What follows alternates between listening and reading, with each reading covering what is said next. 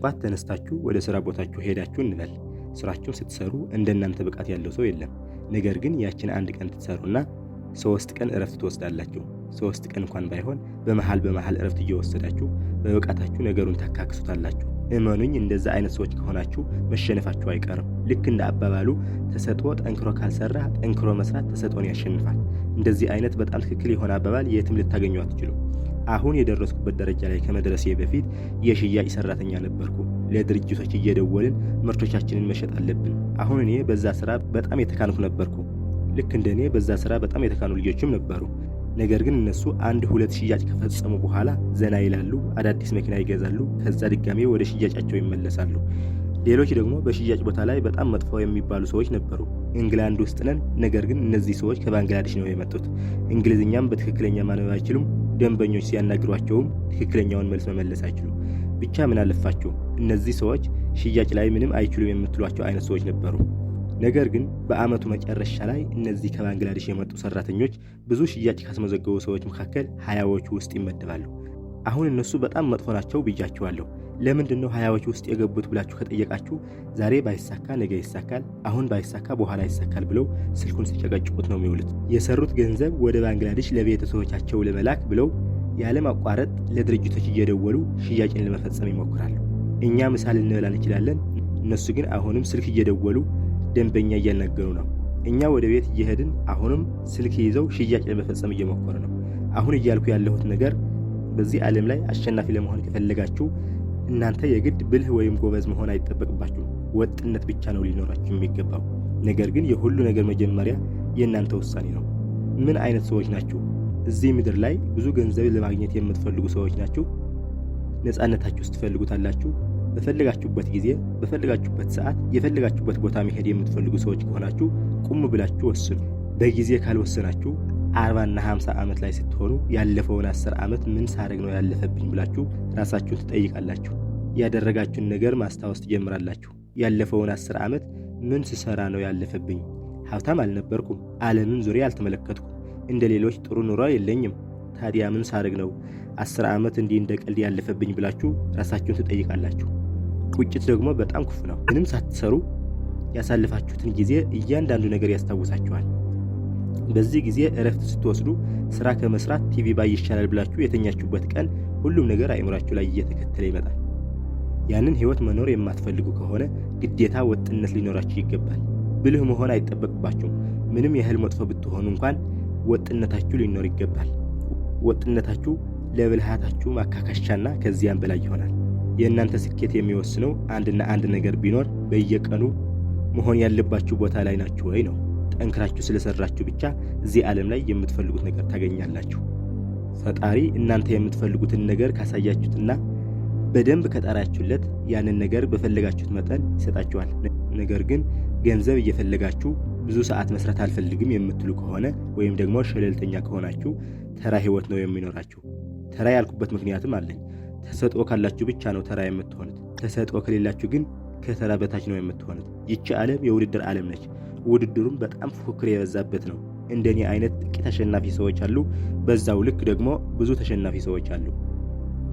ቤታችሁ ቁጭ ብላችሁ አዝኛለሁ ብላችሁ የምትቀመጡ አይነት ሰዎች ከሆናችሁ እንደኔ አይነት አሸናፊዎች ያሉበት ምድር ስለሆነ መሸነፋችሁ አይቀርም። በዚህ ምድር ላይ ደግሞ አሸናፊዎች እንዲኖሩ ተሸናፊዎች መኖር አለባቸው። ስለዚህ የህይወት ጨዋታ እኛ እያሸነፍን እንሄዳለን ማለት ነው።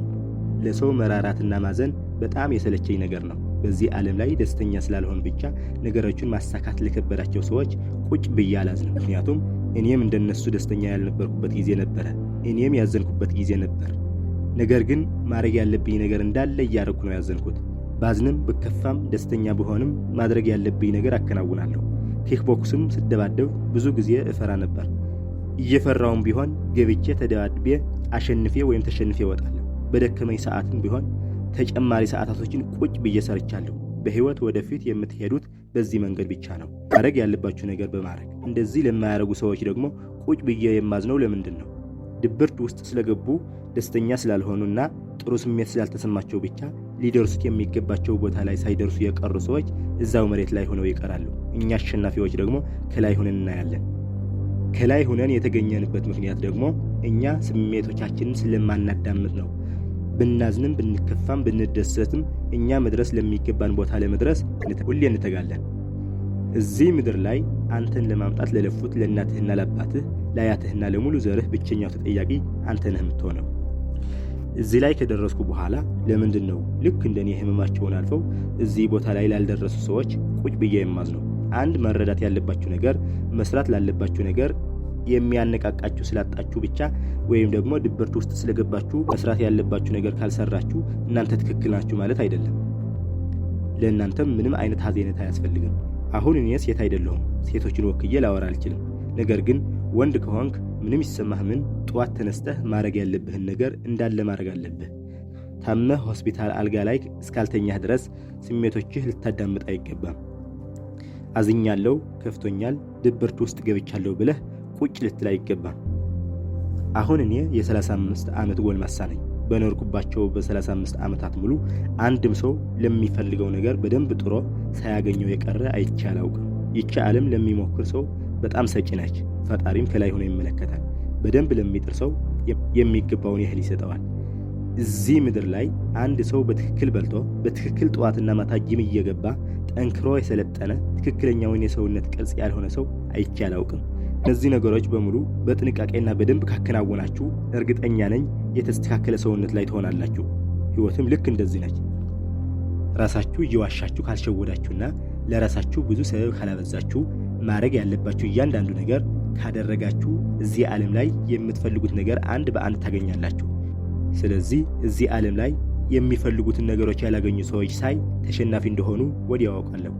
አሁን እኔ እዚህ ቦታ ላይ ለመድረስ ራሴን በስቃይ ውስጥ ካሳለፍኩ በኋላ እንደኔ መሰቃየት ፈርቶ ህይወቱ ምስቅልቅል ለወጣበት ሰው ማዘን በጣም ይከብደኛል። አብዛኛው ሰው ስቃይን ለመሸሽ ይሞክራል። እኔ ግን ራሴን ስቃይ ውስጥ እከታለሁ። ህይወት የእጃችሁን የምትሰጣችሁ እናንተ ለዚህ ነገር ዋጋ ስትከፍሉ ነው። እዚህ ቦታ ላይ ለመድረስ ብዙ ዋጋ ከፍያለሁ፣ ብዙ ስቃይም ተሰቃይቻለሁ። በምትኩ ምን አገኘው? እዚህ ምድር ላይ የምፈልገው እያንዳንዱ ነገር አገኘው። ስቃየት ሳይፈልግ ግን ምስቅልቅል ያለ ህይወት እየኖረ ያለው ሰው የምፈልገውን ነገር በእርግጥም አላገኘም ማለት ነው። ለምን? የህይወትን ቀላል መንገድ ስለመረጠ። የሚያስፈራችሁ ስቃይ ከሆነ ተሰቃዩ። የምትፈልጉት ገንዘብ ከሆነ በደንብ ጠንክራችሁ ልፉ። ስትለፉ ስቃያችሁ የተቆጠረ እንደሆነ ማወቅ አለባችሁ። የምር አጥብቃችሁ አንድ ነገር ከፈለጋችሁ ታገኙታላችሁ። በዚህ ምድር ላይ በደንብ ለመሰቃየት ተዘጋጁ። ወጥነት ባለው መልኩ በየቀኑ ስሜታችሁን ችላ እያላችሁ ነገሮችን ፈጽሙ። እንደዚህ ካደረጋችሁ እኔ በሙሉ ቃሌ በእርግጠኝነት እነግራችኋለሁ የምትፈልጉትን ነገር ታገኛላችሁ። መልቲ ሚሊዮነሩ አንድሬ ቴት በዚህ መልኩ አስተምሮናል። እኔም በዚህ መልኩ አቀረብኩላችሁ። ስለተከታተላችሁኝ አመሰግናለሁ። ቻው።